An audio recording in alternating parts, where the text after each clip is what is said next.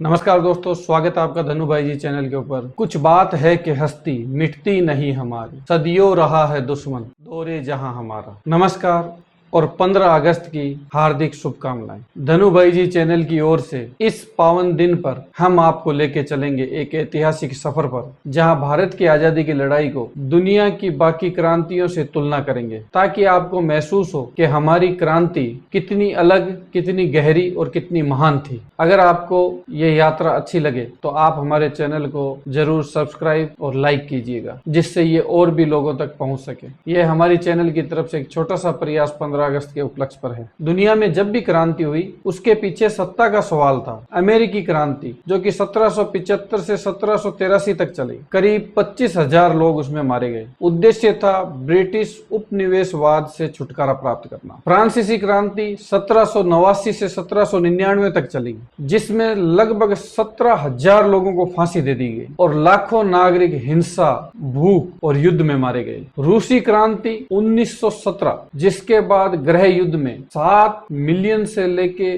12 million तक लोग मारे गए। लेकिन भारत की आजादी की लड़ाई 1857 से लेकर 1947 तक एक लंबी तपस्या थी। अनुमान है कि 1857 की क्रांति में लगभग 1 लाख लोग मारे गए थे और अगले 90 वर्षों के दमन, अकाल, जेल यातनाओं में और गोली कांडों से लाखों लोग शहीद हो गए। यह संख्या किसी भी औपनिवेशिक संघर्ष में सबसे अधिक है। लेकिन भारत की क्रांति बहुत ही अद्वितीय थी। यहाँ लड़ाई सिर्फ सत्ता के लिए नहीं थी, यह लड़ाई संस्कृति, सभ्यता और आत्मा को पुनर्जागृत करने के लिए थी। इस क्रांति में बहुत सारे योद्धा शहीद हो गए। आज हम जिनका नाम लेते हैं तो हमारे रोंगटे खड़े हो जाते हैं। ये क्रांतिकारी वीर सपूत, जिन्होंने अपने जीवन के थोड़े से अंतराल में इतना बड़ा कर दिखाया कि आज भी उनके लिए हम नतमस्तक हैं। उनके बलिदान को आज भी हम सोचते हैं तो गर्व महसूस होता है। भारत की क्रांति में चलो याद करते हैं उन प्रमुख क्रांतिकारियों को, जिन्होंने जन जन के मन में आजादी की भावना को प्रबल किया। जिसमें सबसे ऊपर आते हैं शहीद भगत सिंह, जिन्हें 23 साल की उम्र में फांसी दे दी गई और अंग्रेज सरकार इतनी डर गई थी कि उनके शव को भी उनके परिवार वालों को नहीं सौंपा गया। उनके विचार आज भी करोड़ों युवाओं के मन में ज्वाला पैदा करते हैं। चंद्रशेखर आजाद महज 24 साल की उम्र में आजाद नाम के साथ जीवन समाप्त, जिनका एक ही कहना था, मरेंगे या तो गोली से, लेकिन गुलामी से नहीं मरेंगे। और उन्होंने गुलामी को कभी स्वीकार नहीं किया। शहीद खुदीराम बोस 18 वर्ष की उम्र में हंसते हंसते फांसी के फंदे को चूम लिया, जो भारत के सबसे कम उम्र के क्रांतिकारियों में से एक थे। शहीद उधम सिंह, जिन्होंने जलियांवाला बाग हत्याकांड का बदला लेकर दिखाया और उन्होंने कहा कि भारतीय कभी भूलते नहीं, माफ करते हैं, लेकिन अन्याय कभी नहीं सहते। वीर सावरकर, जिनको युवा अवस्था में काला पानी की कठोर सजा दी गई, जिन्होंने अभिनव भारत संगठन की शुरुआत की और 1857 भारत का प्रथम स्वतंत्रता संग्राम पुस्तक लिखी। शहीद मदन लाल ढींगरा जी, जिन्होंने विदेश की धरती पर भी देश के लिए बलिदान दिया। नेताजी सुभाष चंद्र बोस, जिन्होंने अंग्रेजों के खिलाफ एक पूरी फौज खड़ी कर दी और उन्होंने नारा दिया कि तुम मुझे खून दो, मैं तुम्हें आजादी दूंगा।